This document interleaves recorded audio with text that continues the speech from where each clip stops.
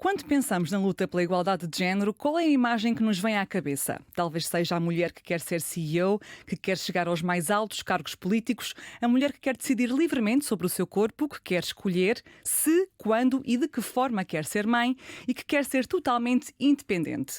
Nesta luta cabem estas mulheres, mas cabem também as mulheres que não têm acesso a contraceptivos, as raparigas que são obrigadas a casar aos 12, 13 anos, as meninas que veem o seu corpo ser mutilado em nome de crenças que as magoam. Entram as mulheres que nunca foram à escola, as que sempre trabalharam, mas nunca mandaram. Nelson Mandela dizia: não existe revelação mais nítida da alma de uma sociedade do que a forma como trata as suas crianças. E eu acrescento também como trata as suas mulheres. E sei que a minha convidada de hoje concorda comigo. É Mónica Ferro, diretora do Fundo das Nações Unidas para a População em Londres. Antes foi diretora regional deste organismo da ONU em Genebra durante 6 anos e alguns meses. E antes disso foi professora universitária, deputada pelo PSD e vice-presidente da bancada do partido, coordenadora do Grupo Parlamentar sobre População e Desenvolvimento e foi também secretária de Estado da Defesa. Mónica, bem-vinda. É um gosto tê-la aqui connosco hoje, comigo e com quem nos está a ouvir. Começava por lhe perguntar precisamente sobre isto, sobre esta dualidade que eu apresentei no início. Sente que já há, de facto, uma consciência maior para estas questões das mulheres, do feminismo, digamos, de classe média alta, há quem lhe chame o feminismo branco, e ainda não há tanta sensibilidade para os outros temas? Será que, por exemplo, partindo do contexto de Portugal, sendo uma realidade ainda distante, ainda não há tanta consciência para os problemas das outras mulheres? Olá, Catarina, muito obrigada pelo convite. Nunca lhe consigo dizer que não, e este formato acho que está a gerar umas conversas tão interessantes que eu sinto muito honrada por fazer parte deste leque de pessoas que têm trazido para a conversa. E obrigada por fazer uma conversa sobre autonomia corporal, sobre feminismo de última linha. Nós sabemos que há um pouco a percepção de que as lutas das mulheres foram todas sendo realizadas, não é? Eu digo isso muitas vezes. Eu nasci em 72 e assisti nos últimos anos a uma espécie de compilação de direitos, ou seja, eu assisti ao direito ao voto, ao direito à educação, ao direito à autonomia financeira. Vão sendo acrescentados. Vão sendo acrescentados. Portanto, isso deu-nos uma sensação de progresso, um progresso cumulativo de direitos realizados. E talvez nos tenha deixado com esta ideia de que o caminho era esse, era um caminho de consolidação de direitos. E nós agora temos esta noção que a Catarina acabou de traduzir, que na realidade há direitos ou que estão em causa, que estão a retroceder, há direitos que estão a retroceder. Nós temos dados, o Fundo das Nações Unidas para a População, que é uma agência baseada em dados. Nós gostamos muito que as nossas opiniões sejam baseadas em factos, porque dizemos muitas vezes que cada um tem direito à sua opinião, não aos seus próprios factos, esses são baseados em dados, e portanto nós temos chamado a atenção para uma série de lutas que permanecem muito distantes de estarem realizadas, e todas as questões, a Catarina falou da utilização ou não de contraceptivos. Nós perguntamos há 3 anos às mulheres 3 questões para identificar o que era autonomia corporal, e as perguntas eram muito simples. Foi um questionário que fizeram, não foi? Um questionário que fizeram, ter dados. Sim. Acrescentamos perguntas nossas a questionários sobre saúde e demografia que eram feitas, porque nós medimos um dos indicadores dos Objetivos de Desenvolvimento Sustentável. Portanto, não é uma agenda do UNFPA, é uma agenda acordada pelo mundo. E é uma agenda que quer medir a autonomia sobre o nosso corpo. E então as perguntas eram muito simples, e eram só 3. Pode dizer que não a ter sexo, pode escolher o método de contracepção que quer e pode procurar o médico sempre que quer. E apenas 54% nos responderam que sim. O que significa que metade das mulheres nos respondeu que não a pelo menos uma destas perguntas. Uhum. E isto significa que a luta pela verdadeira emancipação, a luta pela autonomia total da mulher tem nesta matéria, que é um tema que a Catarina tem tratado muito, não é? Que é a questão do o meu corpo é meu, eu controlo o que acontece no meu corpo, ainda enfrenta muitas barreiras em muitas partes do mundo. Os números são de facto assustadores, e o último relatório do UNFPA, que é de abril deste ano, diz que 1/4 das mulheres não consegue dizer que não ao sexo com o marido ou com o companheiro, e quase 1 em cada 10 mulheres não tem escolha sobre a utilização de contraceptivos. Mas deixa-me reforçar a pergunta inicial, que é, de facto, estes dados podem ser até surpreendentes para muitas pessoas, e é quase como se o feminismo e a igualdade de género fossem um bolo gigante ou um comboio gigante com várias carruagens que andam a diferentes velocidades. Porque ao mesmo tempo que estamos nesta luta das mulheres CEO, por exemplo, aquilo que várias autoras chamam, por exemplo, feminismo branco, que eu referia. Sim, sim. Depois temos o feminismo que podemos chamar de feminismo negro, também que outras autoras também referem, que está com lutas ainda muito mais atrás, digamos assim. Sendo que por vezes, ou melhor, sendo que aquilo que faz com que não se tenha tanta consciência para esses temas que referia, da autonomia corporal, da mutilação genital feminina, que também já lá vamos, é porque nós, no caso mulheres brancas, por exemplo, homens brancos, temos dificuldade em nos relacionar com algo que não conseguimos ver, com algo que parece que é lá daqueles países africanos, distantes, que têm uma cultura muito diferente, que ainda não, entre aspas, evoluíram. Estou a citar os estereótipos que existem, não é? Sim, estou a perceber, estou a perceber. Eu confesso que não consigo ter essa visão porque o meu campo de atuação não é Portugal, nem é Europa, é o mundo.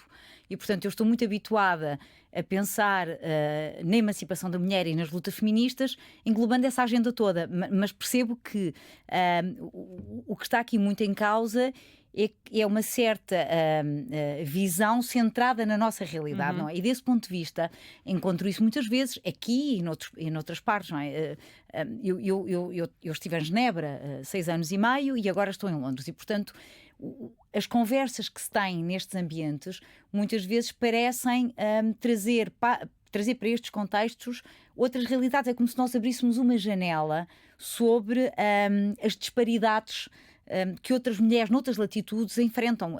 Nós neste relatório, como a Catarina diz muito bem, tentamos mostrar que as grandes desigualdades acontecem dentro dos países e acontecem de uma forma global. As médias mascaram sempre a realidade de cada um, mas tentamos trazer exatamente outras lutas, dizendo o progresso é real. Nós nos últimos 30 anos fizemos progressos assinaláveis em quase todas as esferas da luta feminista e da luta pelos direitos humanos num sentido muito amplo, mas a verdade é que houve uma série de pessoas, como nós não conseguimos desmantelar as estruturas do racismo, do patriarcado, da discriminação económica, uma série de discriminações relativas às identidades, como não conseguimos fazer, nós não conseguimos chegar a uma série de pessoas. Mais, se quiser ser mais dura ainda com a nossa incapacidade de o fazer, nós fizemos com que essas pessoas ainda tenham ficado mais para trás. Porque o progresso que nós temos para mostrar em muitos contextos é um progresso nos sítios onde nós já conseguimos chegar às pessoas, já conseguimos fazer esta realidade.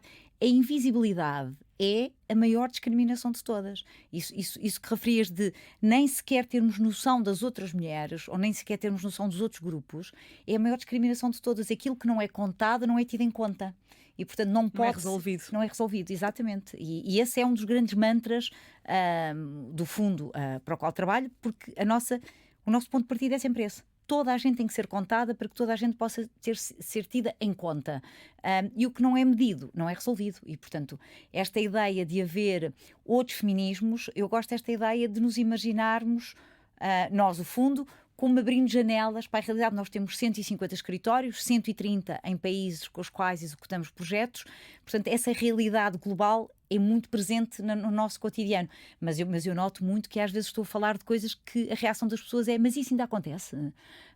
Ou então, outra ainda mais, eu diria, frequente nos tempos que correm, que é: porque é que eu me devo interessar pela realidade de mulheres tão distintas, em localizações tão distintas da minha ou tão longínquas? E porquê que me devo interessar?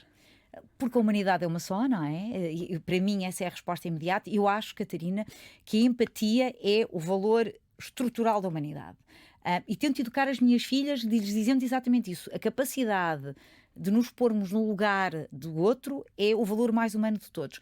E devemos nos preocupar também porque, além de tudo, faz sentido do ponto de vista do equilíbrio global, faz sentido do ponto de vista económico global. Porque a desigualdade de género tem um custo efetivo económico. Tem um custo efetivo para os países. Para os países. Nós neste relatório ousamos medir o custo da desigualdade de género, ousamos medir o custo da violência com base no género, porque nós sentimos que, embora, para quem já me ouviu falar disto, sabe que não é algo do qual eu seja particularmente fã, eu gosto de falar de direitos humanos por direitos humanos. As pessoas têm direitos porque são pessoas. mas nós de vez em quando sentimos a necessidade de trazer o argumento económico. Sobretudo quando há países e quando há líderes que acham que a igualdade de género é uma questão que não é relevante porque não traz benefícios económicos. Mas a lógica do UNFPA, que é comprovada com factos, é que investir, lá está, em diminuir a mortalidade materna, em conseguir controlar enfim, as gravidezes, digamos assim, em que as raparigas consigam ter autonomia sobre o seu corpo, traz benefícios económicos e a ausência destes direitos traz prejuízos. Mas em que sentido mesmo? Como é que em termos práticos conseguimos explicar isso? Nós tentamos trazer sempre os dados do investimento. É uma das narrativas que eu acho que nas políticas públicas devia de ser definitivamente usada, que é o que nós investimos na igualdade de género, o que nós investimos na garantia do acesso à saúde sexual e reprodutiva e aos direitos sexuais e reprodutivos é um investimento com retorno. Não é um custo, é um investimento. E o que nós tentamos dizer é que, por exemplo, se nós conseguíssemos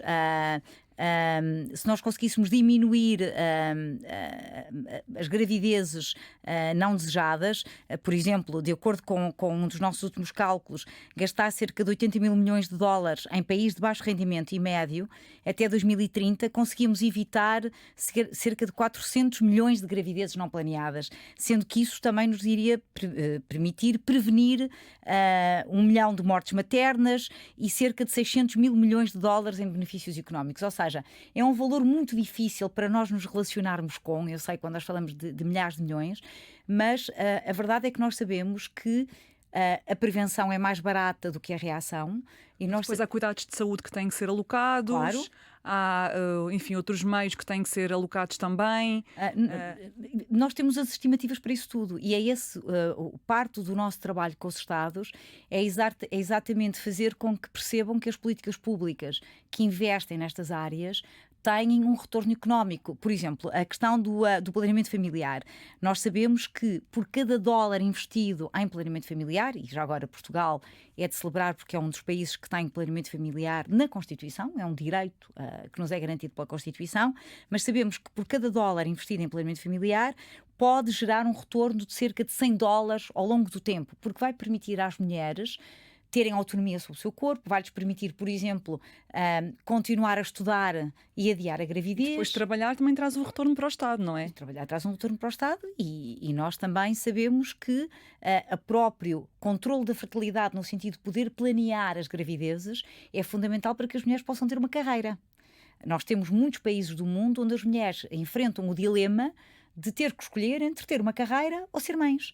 Porque não há creches, porque há aquilo que nós já falamos mais do que uma vez noutros contextos da penalização da maternidade. Nós sabemos que uma mulher é muitas vezes preterida na escolha para determinados cargos porque há uma expectativa de que ela possa querer ficar grávida e, portanto, com isso vem, dizem os inquéritos, a ocupação do tempo. Mais uma vez, não é a nossa opinião, de que as mulheres desempenham mais tarefas em casa do que os homens e, portanto, os empregadores sabem que uma mulher provavelmente vai faltar mais vezes do que um homem ao trabalho. E, portanto, é menos apetecível do ponto de vista da promoção. Da produtividade. Da produtividade, sabem também. À partida, não é? À partida. É essa a assunção que fazem. É a assunção que fazem, mas é uma assunção totalmente errada, porque eu acho que não há trabalhadores e trabalhadoras mais produtivos do que aqueles que estão felizes. E eu não tenho dúvidas nenhumas que o facto da fertilidade realizada em Portugal e noutros países ser tão abaixo daquela que é a fertilidade desejada, não é? As pessoas têm menos filhos do que querem, isto não faz as pessoas felizes. As pessoas ou têm, e há uma frase sua que é muito relevante, que é: as mulheres ou têm mais filhos do que aqueles que gostariam de ter, ou têm menos filhos do que aqueles que gostariam de ter, dependendo dos contextos. Parece que nunca conseguem aquele valor ideal. Lá está, derivados também às condições que têm, não é? Sim, são todas as barreiras que começam exatamente pelo ponto onde a Catarina começou, tem a ver com o ter ou não acesso a contraceptivos, o poder ou não planear, porque repara, o planeamento da gravidez não significa só o adiar da gravidez, significa poder ter gravidezes saudáveis. Até se quisermos pensar de um ponto de vista de uma mulher que queira ter mais filhos do que 1 ou 2, ela tem que estar saudável para os conseguir ter. E para os conseguir ter com saúde e dar à luz de uma forma que não lhe cause danos nem a ela, nem ao bebê, para que ela possa ser uma mãe saudável. Portanto, Até aí também há investimento para o Estado, porque Tal e qual. a ausência de saúde também é um custo depois que o Estado vai ter. Totalmente. E daí o nosso enfoque há 2 anos nas gravidezes não intencionais, que houve uma grande baralhação, porque houve muita gente que achou que nós dizíamos que as gravidezes não intencionais eram sempre indesejadas. Não, as gravidezes não intencionais são gravidezes não planeadas. Muitas delas são recebidas com muita alegria e com uma grande celebração. Mas a verdade é que a gravidez não planeada mostra que a mulher não tem acesso a uma série de direitos e de serviços e informação que lhe permite decidir quando é que quer ficar grávida. Não é uma questão da criança ser ou não desejada, é o facto de aquilo que acontece não poder ter sido planeado. E, portanto, às vezes é muito complexo, porque as pessoas têm opiniões muito fortes de temas que são muito complexos de explicar com uma linguagem que seja entendível por todos. Isso não faz com que o trabalho seja mais fácil. Estamos a falar sobre as causas que trata no seu trabalho, mas vamos também perceber qual é que é o seu trabalho efetivamente para quem nos está a ouvir. Representa então o FNUAP em Londres, o Fundo das Nações Unidas para a População, e cobre a relação deste fundo com 5 países: Reino Unido, Irlanda, Portugal, Espanha e Itália. São países ditos desenvolvidos e aparentemente estão bem posicionados em indicadores de saúde sexual e reprodutiva, de casamentos infantis e igualdade de género, mas estamos a assumir algo que pode não ser bem assim. Também estes países também têm alguns problemas em relação a estas áreas. Diria que muitas vezes a percepção é uma, mas depois a prática é outra. Por exemplo, em Portugal, o acesso à saúde é universal, mas depois as várias características e contextos das pessoas, e também nestes países ditos desenvolvidos, têm depois influência no acesso aos direitos. Sim. Eu diria que nestes 5 países a igualdade e o acesso à saúde sexual e reprodutiva e aos direitos sexuais e reprodutivos estão plenamente consagrados na lei, não há dúvida absolutamente nenhuma. Estamos a falar de países que nos atlas que medem o desempenho nestas matérias, nos atlas complexos em que nós tentamos misturar muitos destas componentes, desde o acesso à saúde até o acesso aos contraceptivos, até o acesso ao aborto. Portanto, nestes países, o desempenho dos países do ponto de vista legislativo é altíssimo. Depois o que nós notamos é que a transposição desses compromissos para a prática falha, ou porque os serviços não são prestados, ou porque as políticas públicas não garantem igualdade de acesso para todos, ou porque há fenómenos. Catarina, eu vou só aqui referir 2 para as pessoas perceberem como é que pôr estas lentes feministas, não é? Pôr uns óculos feministas de género, na realidade nos faz com que nós vejamos cada vez mais obstáculos. Vou reformular. Identificamos novos obstáculos que é preciso ultrapassar, porque os obstáculos estiveram lá. Por exemplo, todos estes países têm ótimas legislações no que diz respeito à garantia dos direitos e à garantia de tudo o que é preciso para as raparigas poderem ir à escola. Quantos destes países é que só agora começaram a trabalhar, por exemplo, a questão da saúde menstrual?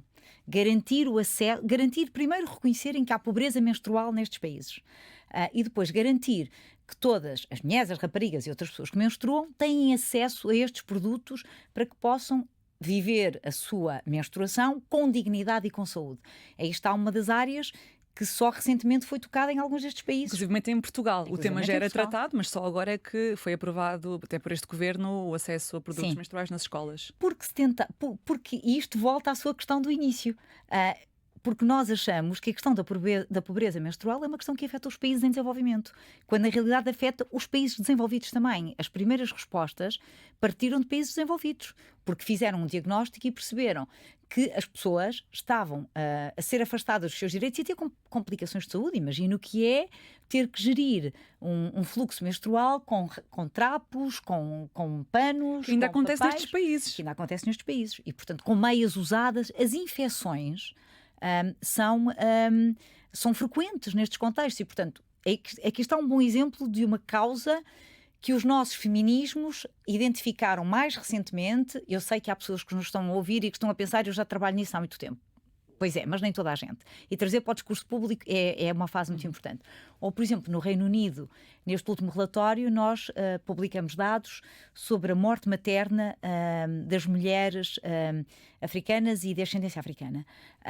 E que gerou alguma surpresa porque verificamos que, quer nos Estados Unidos, quer no Reino Unido, as mortes maternas de mulheres negras e de mulheres de ascendência africana são muito superiores ao seu grupo equivalente branco. E porquê? Isso é que é interessante. Não é interessante saber que é mais, é interessante ter o dado, porque nós vamos procurar a razão. E vamos perceber que tem a ver com acesso aos cuidados de saúde, mas tem a ver com algo ainda mais interessante do ponto de vista da ação política. Tem a ver também com erros nos currículos médicos, percepções generalizadas sobre a saúde das mulheres, com preconceitos, como, por exemplo, o patamar de dor, que seria diferente. E, portanto, há aqui uma série de erros e de erros de abordagem que fazem com que, no Reino Unido, um dos países que eu cubro, a taxa de mortalidade materna nas mulheres negras seja superior do que nas mulheres brancas. Quando aparentemente é igual para todas. Quando aparentemente é igual para todas. As médias mascaram as realidades nacionais. E há países onde as realidades nacionais são bastante díspares. Mas está a haver duas áreas em que nós achávamos que nos países desenvolvidos estavam relativamente tranquilas. Eu acho, e já o disse, vezes sem conta, para mim, o melhor indicador de desenvolvimento é a saúde materna. É a saúde materna. Um país que tem uma alta taxa de mortalidade materna não é um país desenvolvido, não pode ser um país desenvolvido, porque significa que falha tanta coisa antes e depois desse momento que é o parto, não é?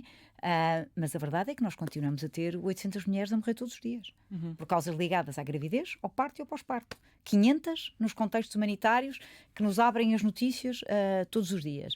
E, portanto, se isto não impela a ação e há uma certa solidariedade para lá de nós, não sei então o que é que podemos dizer. Mencionou dois temas que eu quero muito falar consigo. Um deles é os dados, Sim. porque já referiu que é preciso ter dados, estatísticas, saber o que é que está a acontecer para poder depois recomendar políticas aos Estados, fazer resoluções, etc. Em Portugal, por exemplo, não é possível discriminar os dados por etnia. Por exemplo, nos censos, isso não é permitido. Sim. Diria que essa é uma falha grave. Já foi levantada por várias associações, por exemplo, que consideram que não sendo possível, digamos, discriminar a informação por etnias, também não é possível medir a desigualdade e a discriminação. Acha que, de facto, isto deveria ser alterado? É uma questão, eu acompanhei o debate em Portugal que se fez sobre a questão da não discriminação e da proteção de dados. A verdade é que há uma recomendação internacional para que se recolha dados o mais desagregados possíveis. Ou mais detalhados possível. Mais detalhados possíveis. E eu sei que nós somos a agência que apoia muitos países em desenvolvimento a realizar os censos, não é? O contar uma população e contá-la de uma forma detalhada, desagregada com os dados decompostos, é uma tarefa muito complexa. Eu digo sempre isto, é talvez a tarefa mais complexa que um país leva a cabo em tempo de paz. Contar a sua população e contá-la, a sua população residente e contá-la de uma forma detalhada. Quanto maior for o detalhe, mais bem informadas são as políticas públicas. A verdade é que nós sabemos que os Estados têm alguma sensibilidade, que é histórica, em recolher estatísticas desagregadas à etnia ou desagregadas à religião. E isso tem razões históricas. Se pensar no contexto europeu, por exemplo, foi exatamente o facto de termos a comunidade judia e a comunidade do povo Roma mapeada e identificada que permitiu o Holocausto e que permitiu a tentativa de extermínio destas comunidades. Se pensar no Ruanda, é exatamente a desagregação dos dados à etnia que permitiu com que se tenha feito, com que o genocídio tenha tido aquele caminho ou aquela progressão tão rápida e tão marcante. Portanto, nós compreendemos que os Estados têm essas sensibilidades. O que nós fazemos é garantimos na redação da pergunta, a pergunta tem que ser sempre de autoidentificação. Nós, quando preenchemos um censo, nós temos perguntas que respondemos se quisermos, não é? E, portanto, a pergunta tem sempre que ser de autoidentificação. Perguntar com qual destas etnias se identifica, a qual destas religiões.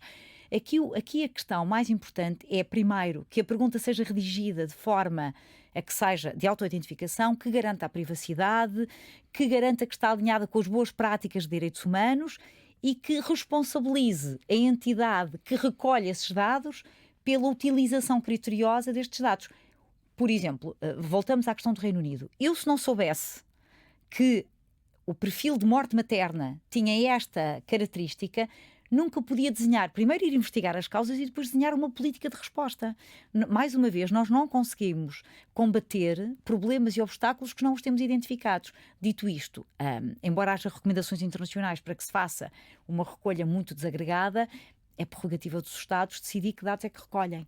E, portanto, nós Depois, estamos... ou seja, com o objetivo de tentar não discriminar, acaba-se por se discriminar depois à partida, não à chegada, mas à partida, ou melhor, à chegada e não à partida, porque depois não se consegue, lá está também, atuar sobre a realidade, porque não a conhecendo, não se consegue atuar sobre ela. Não há programas de saúde que possam ser desenhados para abarcar uma população total do estilo de tamanho único. Não há. E, portanto, até nisso eles têm que ser desenhados. Se quer desenhar com desagregado.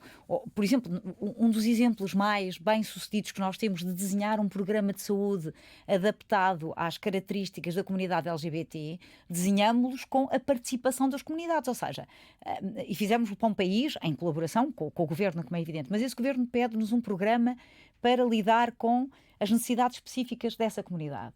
E nós a primeira coisa que fizemos foi, ok, vamos conhecer a comunidade. E chamamos as associações representativas que nos vieram dizer, nós queremos que os exames sejam feitos desta forma. A nossa privacidade tem... E, portanto, o tamanho único, a política de tamanho único não resulta. E na saúde não resulta de certeza absoluta. O segundo tema que também queria falar consigo tem a ver precisamente com o facto de hoje nenhum país está 100% constituído por pessoas que nasceram naquele país. Temos um mundo global onde a imigração existe e, portanto, também tem que ser tida em conta. Existir imigração também pressupõe que exista o transporte de tradições, de práticas de uns países para os outros. No mundo todo, há mais de 230 milhões de meninas e mulheres que vivem todos os dias com as consequências da mutilação genital feminina, que é uma prática que consiste no corte total ou parcial dos lábios vaginais e ou do clitóris. É um tema que eu também tenho acompanhado muito enquanto jornalista em Portugal e também na Guiné-Bissau, onde estive no ano passado também a fazer reportagens. É uma prática ancestral que assenta muito na tradição e na ideia de que as meninas e as mulheres serão mais protegidas e mais aceites pela comunidade e pelo futuro marido se estiverem xizadas. A pergunta que eu lhe faço é: como é que conseguimos entrar nestes países, como é a Guiné-Bissau, o Senegal, a Serra Leoa, ou contactar com as comunidades que vêm destes países e que estão, por exemplo, em Portugal, tentando acabar com a prática, sensibilizar para as suas consequências, sem que se caia numa lógica do chamado white savior, o salvador branco, que vem dizer o que é crime, que vem dizer o que é violência, que vem tentar combater uma prática. Como é que se consegue fazer a mudança sem que a população adote uma postura defensiva perante o branco, e estou a fazer aspas, que vem ditar as regras daquilo que é correto ou não? Mónica. A resposta está toda na sua pergunta. Tem aí os elementos todos de resposta. Nós gerimos, o Fundo das Nações Unidas para a População gere com a Unicef, em parceria, gerimos 2 grandes programas mundiais que têm muito a ver com isto, Catarina. Nós gerimos o Programa Mundial para a Eliminação da Mutilação Genital Feminina e gerimos também com a Unicef o Programa Mundial para a Eliminação dos Casamentos Infantis, Forçados e Precoces. Ou seja, embora sejam realidades distintas, ambos carregam essa realidade de serem percebidos por muita gente como práticas culturais. Nós tentamos afastar a linguagem da cultura daqui, porque isto não tem a ver com cultura, isto é uma violação de direitos humanos, mas a verdade cultura é a música, é a dança, é a comida. É o que não faça mal, não provoque dano, não cause dor, não é? Mas sim. Agora, eu compreendo, e esta é falou isso aí na sua questão, e é absolutamente fundamental. As pessoas têm que perceber que nós estamos a falar de normas sociais. Estamos a falar de práticas que, por exemplo, o caso da mutilação genital feminina, uma menina que não seja sujeitada à prática é vista muitas vezes como sendo impura. Não pode estar em determinados lugares, em determinados dias, não pode cozinhar, não pode casar, não é limpa. Isto é uma prática é uma prática ancestral, uma crença ancestral.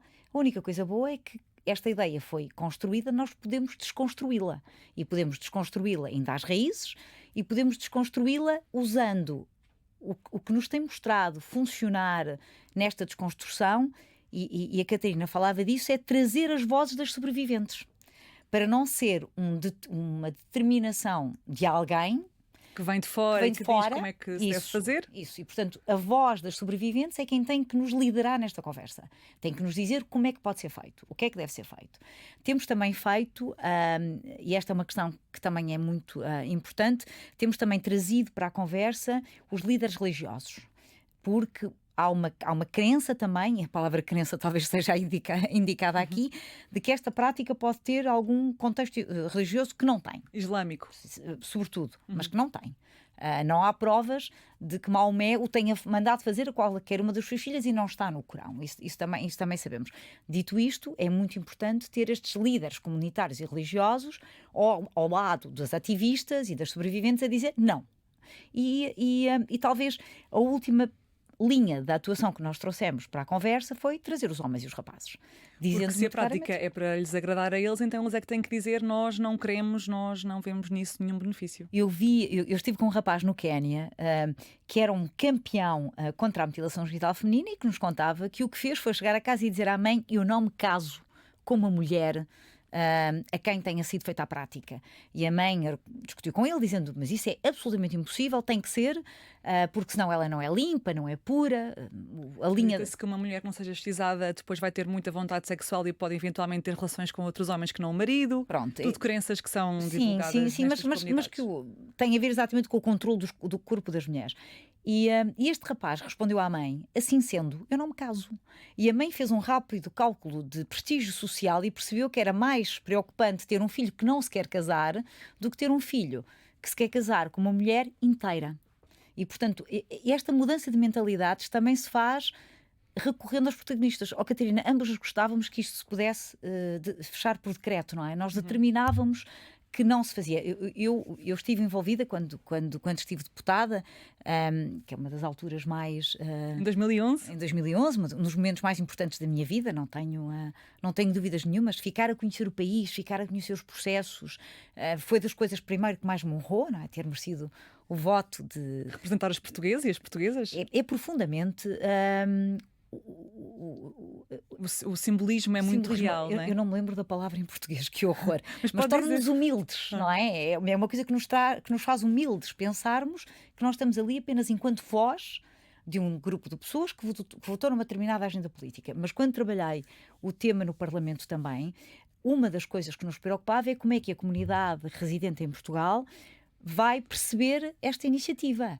E explicamos muitas vezes que não era com o objetivo de os singularizar, pelo contrário, nós achávamos que as meninas e as raparigas eram todas tão importantes que queríamos protegê-las todas.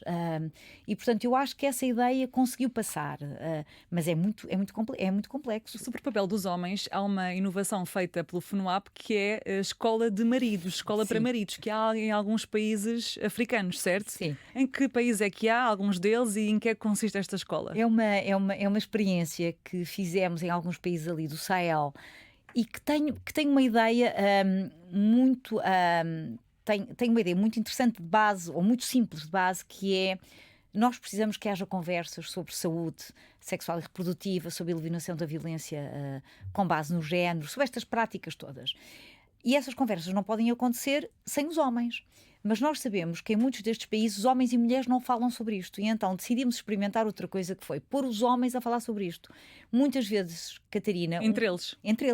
Um efeito colateral, mas muito desejado, foi o facto de os homens começarem, por exemplo, a tomar melhor conta da sua própria saúde. Nestes países, eles muitas vezes dizem-nos: eu não vou ao médico. E vão ao médico quando colapsam. Enquanto que as mulheres, como vão tendo crianças, vão ao médico fazer algumas consultas. Eles não, eles vão ao médico quando caem redondos no chão. Um homem não fica doente. Claro. E, portanto, o pôr os homens a falar sobre a saúde das suas mulheres, a educação dos seus filhos, foi muito engraçado também para eles, porque a saúde deles melhorou, que eles começaram a pensar: espera, eu se calhar também devia ir ao médico. E, portanto, eles conversam sobre estes assuntos em aula, com mediadores treinados, e depois saem da aula, conversam entre si e levam estas conversas para casa.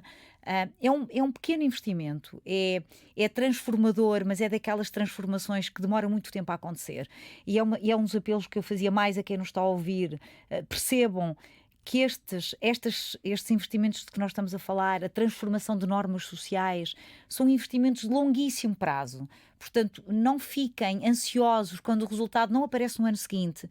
Aos nossos decisores políticos que nos possam estar a ouvir, por favor, percebam que isto não é o espaço de uma legislatura que faz com que a transformação aconteça. São estas áreas que têm realmente que ser alvo dos tais pactos de regime. Eu sempre ouvi falar de pactos de regime para a justiça, para a defesa. A área da saúde das mulheres precisa de um pacto de regime, precisa de investimentos que sejam assumidos como para durar décadas. Não são o sabor do mês, não podem ser o sabor do mês. São aquelas áreas, Catarina, em que a falta de investimento provoca retrocessos quase imediatos. E, portanto, desculpa aqui a parte da campanha política, mas eu acho que é muito importante que se perceba que transformar mentalidades demora tempo. O seu papel diário é garantir que estes 5 países nos quais, que representa agora em Sim. Londres, a garantir que conseguem apoiar politicamente e também financeiramente Sim. o UNFPA, porque, para quem não sabe, é uma organização que é totalmente financiada por contribuições voluntárias. Sim. Certo? Totalmente. Portanto, o seu trabalho diário é... pode-nos guiar um bocadinho para nós conseguirmos Sim. imaginar. São reuniões, são tentativas de colocação de certas expressões em compromissos políticos. Sim, é um trabalho, se eu tivesse que resumir em 3 palavras ou 3 expressões, é um trabalho de advocacy, não é? Em que eu estou constantemente a tentar mostrar aos governos a vantagem de investirem na saúde sexual e reprodutiva. Governos, sociedade civil Sociedade também. civil, academia, setor privado, porque nós somos totalmente financiados por contribuições voluntárias, recebemos algum financiamento das Nações Unidas para executar determinados projetos. Posso lhe dar um exemplo, por exemplo, estes apelos humanitários que nós vimos, a parte da saúde materna é executada por nós e, portanto, quando os Estados contribuem para estes apelos, há sempre algo que vem para nós, mas somos financiados por Estados.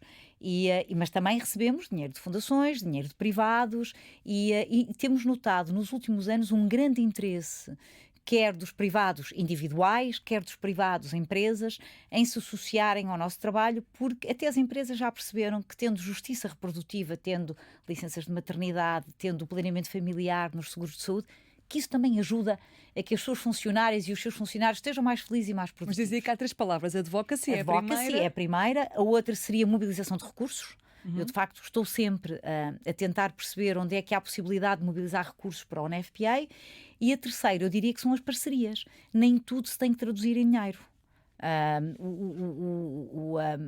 A visibilidade que se dá à discussão, um programa como este permite-me chegar a pessoas a que eu normalmente não chegaria, Catarina. E, portanto, muito obrigada pela parceria. Porque é verdade, não é? Eu acho que as pessoas são capazes de se solidarizar com esta luta e com o trabalho que nós fazemos por todo o mundo, se tiverem a oportunidade de conhecer o trabalho. O UNFPA não está presente em Portugal. Tivemos cá uma atuação no fim da década de 70, quando viemos com a Organização Mundial de Saúde ajudar a treinar parteiras, a reformar as maternidades. Trouxemos durante muito tempo o planeamento familiar, as pílulas para Portugal, mas há uma altura em que Portugal atinge um bem-estar e umas taxas de saúde materna e de redução da mortalidade materna que faz com que fomos embora. Essas 3 categorias implica, como eu dizia, muitas reuniões, muitos momentos Sim. de conversa e muita capacidade de negociação, de Sim. gestão de diferentes emoções, de diferentes interesses, porque também os países estão em diferentes estados, têm diferentes vontades. E por isso queria que nos guiasse, Mónica, pelas características / competências que são precisas para conseguir persuadir a conseguir aquilo que quer, que o UNFPA quer. Como é que faz nesses momentos? Que estratégias é que usa para conseguir chegar àquilo que é o vosso objetivo? Ora, a pergunta do $1 milhão, não é? Ou melhor, a pergunta que quando eu sou bem sucedida me traz o Faz $1 depois a milhão. equação que já chegou lá. Exato. Me traz $1 milhão. Eu acho que a primeira etapa tem que ser sempre estudar. Não se pode vir para uma reunião destas. Estudar o país e estudar o país, estudar ambas as realidades. Estudar não só o país onde eu estou a tentar mobilizar recursos e perceber quais é que são as áreas aos quais aquele país é mais sensível, até pela história do país. As lideranças são muito importantes. Eu sei que ministros diferentes têm sensibilidade a questões diferentes e, portanto, nós também tentamos que, para podermos expor as nossas questões, haja alguma empatia com o nosso trabalho e, portanto, isso também é feito. E depois estudar muito bem o caso que se vem apresentar. Ou seja, eu se vier pedir dinheiro para um projeto que estou a desenvolver em Timor-Leste, eu tenho que conhecer muito bem o projeto que quero desenvolver e tenho que, sobretudo, mostrar, e se quiser posso falar de Portugal, Portugal é muito, muito sensível às questões da saúde materna. É um país que investe com alguma generosidade em matérias que tenham a ver com saúde materna. Talvez pela experiência do país, de em 20 e poucos anos se ter tornado num país com uma taxa de mortalidade materna muito alta para se tornar um país do mundo onde é mais seguro estar grávida e dar à luz. E, portanto, acho que Portugal sente essa responsabilidade de quem conseguiu fazer de ajudar os outros. Por exemplo, a questão da mutilação genital feminina é um país no qual é uma questão na qual o país é também muito sensível. E, portanto, eu tento apresentar os factos das nossas intervenções e mostrando como um investimento nesta área é verdadeiramente transformador. Novamente os dados. Novamente os dados. As estatísticas e os factos. A seriedade da proposta. Foi em 2017 que decidiu mudar-se para Genebra. Tinha uma carreira bastante consolidada. Como eu dizia no início, era professora universitária, foi deputada do PSD e também coordenadora do grupo parlamentar sobre população e desenvolvimento. Era comentadora aqui na RTP, foi secretária de Estado da Defesa. Mas nós conversámos uns meses a seguir à sua ida para Genebra e na altura sobre o novo desafio dizia-me: há uma espécie de vazio que a partir de certa idade vem, que sabemos como domar, mas também sabemos como o preencher. Estava lá essa vontade de arriscar. Perguntei muitas vezes se não devia ter respondido a esse apelo interno que eu tinha mais cedo. E gostava que me relembrasse que apelo era esse, que apelo é que tinha, que sentia que, apesar de toda uma carreira muito considerada, havia ali qualquer coisa que faltava ocupar. Lembrava-se desta frase ou não? Não, mas estava a fazer emocionar agora com isso. Não é uma decisão assim das mais frequentes, não é? Com 44 anos muda de vida, literalmente, não é? E quando toda a gente me dizia, olha que pode correr mal, a minha questão era sempre, então isso corre bem. Mas era exatamente isso, era a sensação de que eu poderia dar mais, eu poderia fazer outras coisas noutros sítios. Torna-se suficiente fazer acontecer. Sim. Daí eu dizer que gostei tanto de estar no Parlamento, porque eu senti que dentro do limite do que me era possível, eu fiz o melhor que pude. Eu tentei, de facto, fazer com que os meus dias tivessem significado. E quando decidi me candidatar às Nações Unidas, esta organização na qual eu trabalho, para começar, era aquela com a que eu me identificava. Mas foi também a sensação de eu posso continuar a fazer mais, não é? Eu posso dar um bocadinho mais de mim. Lembra-se daquele dia em que decidiu candidatar-se? Lembro-me. E como é que foi? Leve-nos a esse dia. Lembro-me. Recebi uma mensagem a avisar-me de que o lugar tinha aberto. E a minha primeira reação era um lugar que tinha estado sempre aberto para funcionários do fundo, não é? Nós rodamos e quando rodamos para sítios onde temos escritórios. E, portanto, esse era o historial deste lugar. E recebi uma mensagem a dizer, olha que não, o lugar este ano está aberto a candidatos externos. Eu conhecia muito bem a minha antecessora, a Alana, de quem era muito amiga. E de repente pensei... Porque também trabalhava com ela, também com aquilo que fazia no Parlamento. Exatamente. Ela era o meu ponto de contacto. Coordenava, também tinha já várias ligações ao UNFPA. Sim. Exatamente. Aliás, a paixão veio-me exatamente daí. Vai-me do trabalho que eu fiz com a Alice Frade da PD Factor, do trabalho que fui fazendo com a Alana do escritório de Genebra. Aliás, fizemos coisas nessa altura também. E eu sempre achei que havia qualquer coisa dentro de mim que me fazia pensar... eu posso ir ajudar ainda a fazer mais, não é? Eu posso ir ajudar a transformar algumas destas ideias na realidade, eu posso ajudar a pensar como é que eu hei de conseguir. Portanto, não tive aquele síndrome do impostor de se calhar não é para mim. Tive quando lá cheguei.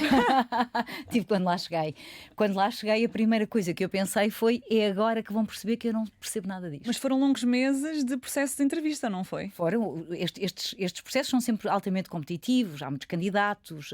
No mundo inteiro, no mundo inteiro, e têm várias fases, não é? E como era um lugar de direção, já pressupunha que fizéssemos simulações, entrevistas de competências, etc. Eu fui passando cada uma das fases alimentando a esperança, não é? Nós começamos a achar, por que não, isso correr bem, não é? E depois aquilo, cada etapa vai nos alimentando, até que chega a uma altura que nós pensamos, eu agora quero mesmo isto. E isso foi já na fase final eu comecei a pensar, eu gostava mesmo disto, porque entretanto, durante as entrevistas, Catarina, a gente vai pensando, porque vão-nos fazendo perguntas, não é? Então, se tiver que fazer isto, ou se estiver nesta situação... Começa a ver-se naquele lugar. Começo-me a ver naquele lugar e começo a achar que as respostas que tenho fazem sentido, não é? E depois, pronto, depois é a gestão toda da família, não é? E visou as suas filhas durante o processo de candidatura ou só quando ganhou? Só quando ganhei o lugar, só quando ganhei o lugar, e tivemos duas reações totalmente emocionais. A Carlota, que tem 19 anos agora e na altura tinha 11? Sim, na altura tinha 11 e que não vai gostar do que eu vou contar agora, mas a Carlota opôs-se à decisão, dizendo que eu tinha violado a Convenção dos Direitos das Crianças, que dizem que a opinião da criança tem que ser ouvida em situações que a afetam. Demasiada informação também faz mal às vezes, está a ver? Pronto, essa foi exatamente a resposta do pai. A culpa é tua, tu é que lhe ensinaste isto. Mas a Carlota foi, pronto, e uma vez confrontada com a decisão, a pergunta seguinte foi: posso levar os meus livros? Pronto. A Caetana, que também é sempre a pessoa de inteligência emocional, que percebe como é que aquela situação pode ser, tenta perceber como é que aquela situação pode ser virada a seu favor, perguntou se podíamos ter um cão. Mas também não foi um desejo aceito. Não foi um desejo aceito, mas o entusiasmo delas também foi crescendo, porque foram percebendo, começaram a conviver com o meu trabalho e começaram a perceber os investimentos que nós fazíamos, não é? Eu acho que elas passaram por uma fase, Catarina, em que primeiro ficaram muito chocadas com a realidade que eu trazia todos os dias para casa, para depois começarem a perceber algo que elas fazem na vida delas. Elas são duas ativistas e fazem sempre a mesma coisa. Quando acham que há uma grande injustiça, informam sobre a injustiça, procuram outros que pensem como elas e depois partem para a ação. E fizeram isto em várias coisas ao longo da vida delas, inclusive quando querem negociar qualquer coisa com a mãe ou com o pai. Mas a verdade é que isto dá muito mais confiança, porque eu vi que é possível educar crianças para este valor, para a empatia. E depois, em contextos como Genebra, havia muitas crianças que também tinham ido com os pais, com as mães, se calhar mais com os pais do que com as mães, que tinham encontrado trabalho fora, não é? Sim. A Carlota conta que uma vez na sala dela, a professora perguntou quantos de vós se mudaram para Genebra porque o vosso pai arranjou aqui trabalho. Todos menos ela. A Carlota era a única que tinha sido por causa da mãe. Mas elas estão... É uma grande inquietação, eu sei, para quem pensa mudar de vida e mudar de destino e de país e levar a família consigo.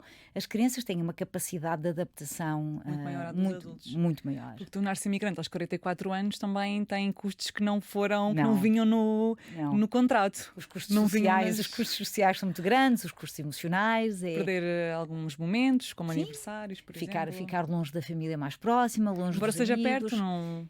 Mas a verdade é que a minha vida não era aqui, não é? E, portanto, eu tinha que vir sempre de viagem. Mas mantive-me sempre muito próxima do país, até porque continuei sempre a trabalhar com Portugal e porque dentro da organização, não havendo assim tanta gente que fale português, eu continuo a ser um recurso importante para a nossa ligação com Portugal e com outros países de língua portuguesa. Mas sim, eu diria a toda a gente que vale sempre a pena arriscar e por isso me gera algum desgosto ver a facilidade com que hoje se fala contra a migração, com que se coisifica a imigração, não é? Precisamos de imigrantes porque precisamos de mão de obra. Não é por isso. Porque precisamos ter mais crianças e por isso eles chegam aqui e têm mais filhos e por isso também... Não é? Essa coisificação é muito desumana, não é? Porque nos estamos a esquecer, primeiro, que por todo o mundo há muita gente migrante, não é? Todos nós que trabalhamos no sítio onde nós nascemos somos migrantes. Os portugueses sempre foram imigrantes. Sempre todos nós temos na nossa família histórias e se isso não nos dá a tal empatia e a nossa capacidade relacional, deve-nos permitir perceber que 8 mil milhões de pessoas no planeta, a maior família humana de sempre, há espaço para todos. Que há países que estão a lidar com fenómenos populacionais diversos, não é? Nós, na Europa, há mais de 30 anos que temos menos filhos do que aquele slogan bonito da taxa de substituição que não existe. Que é os 2.1. Os 2.1. É uma mitificação daquela que será a taxa ideal. As pessoas devem ter o número de filhos que querem. Essa é a taxa ideal. E, portanto, o mundo todo em equilíbrio resulta. Não podemos é continuar a achar que há espaços que são reservados a um e espaços que são reservados a outros. Mas até o facto de haver poucas crianças é um argumento usado para, mais uma vez, coisificar também a mulher, não é? Até porque há muitos movimentos de direita conservadora e mesmo de extrema-direita que temem uma eventual teoria da substituição com os imigrantes que nos países chegam e depois têm mais filhos e que, portanto, denunciam ou dizem que a solução passa pelas mulheres nacionais se voltarem a pôr num lugar mais do lar, mais recatado, para conseguirem então ter mais filhos e recuperar, no fundo, a falta de crianças que existe. É a mulher dona de casa, não é? Aliás, nós temos dito muitas vezes que a forma como nós estamos a tratar a questão, a pergunta é errada. A gente não deve perguntar às pessoas quantos filhos é que elas têm. Devemos perguntar quantos filhos é que elas querem ter ou se têm o número de filhos que querem ter.